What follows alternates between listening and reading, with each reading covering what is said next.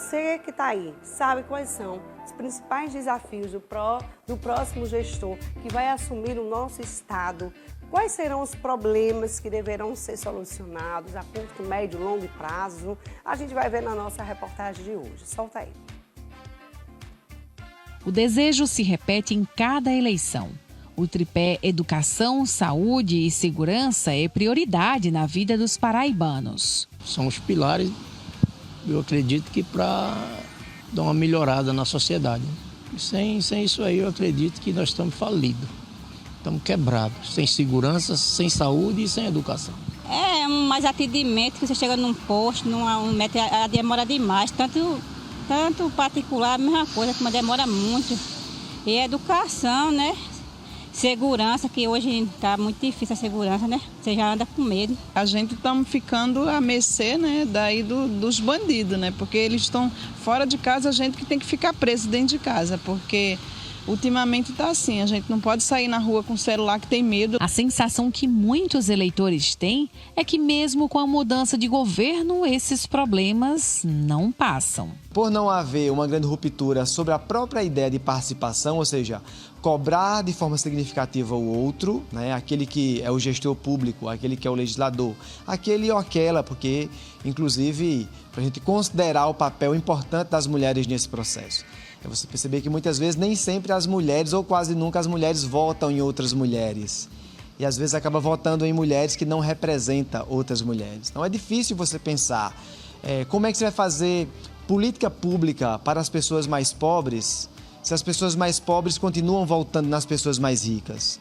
Como é que a gente vai pensar em política pública para as mulheres se as mulheres continuam votando nos homens? Como é que a gente consegue pensar em políticas públicas para a juventude, ou para os negros, ou para os índios, se determinados segmentos continuam mantendo no poder aqueles que já estão há muito tempo? Na Paraíba, geralmente se renova, né? Mas renova dentro da mesma família. É quase que uma hereditariedade, é uma herança à condição política.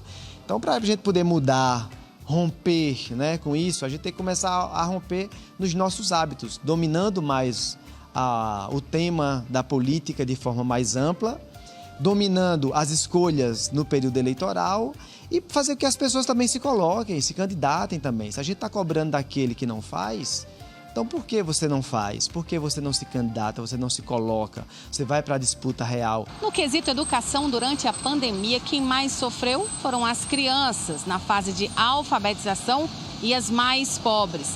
Segundo o IBGE, em todo o país, meninos e meninas de 5 até 9 anos de idade tiveram maior índice de evasão escolar, ou seja, eles não chegaram a se matricular nas unidades de ensino, fazendo com que o país retrocedesse em mais de uma década nesse indicador. A pandemia, na verdade, ela aprofundou ou talvez deixou mais transparente as desigualdades que já existiam, né? Quem foi que sofreu com a pandemia? Foram as pessoas pobres, que ficaram mais pobres. Alguns ricos de classe média conseguiram se isolar, porque já tinham esse privilégio, né? O Estado, enquanto a estrutura, pensando município, Estado e União, não teve uma articulação, a União não conseguiu, digamos, dirigir essa pandemia, então o peso ficou também para os governadores e prefeitos, que muitas vezes, a depender da responsabilidade de cada um, tomar medidas mais duras, mais severas.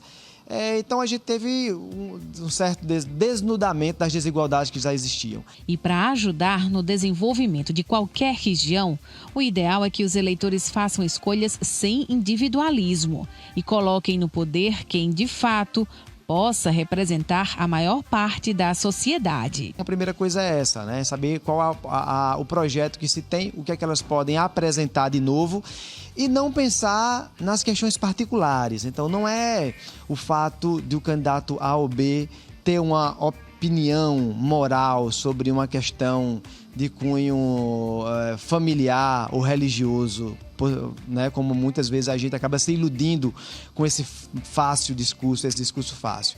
Mas o que é que essa pessoa apresenta concretamente para soluções de trabalho, de moradia, de agricultura, de pesca, de saúde, de proteção social, de proteção das crianças, dos idosos? Então, concretamente, o que é que esses candidatos fizeram e o que é que eles estão propondo com possivelmente mudanças mudanças significativas, que é isso que importa para a nossa vida. Olha aí, muito bem, gente. Ó, quem está aqui hoje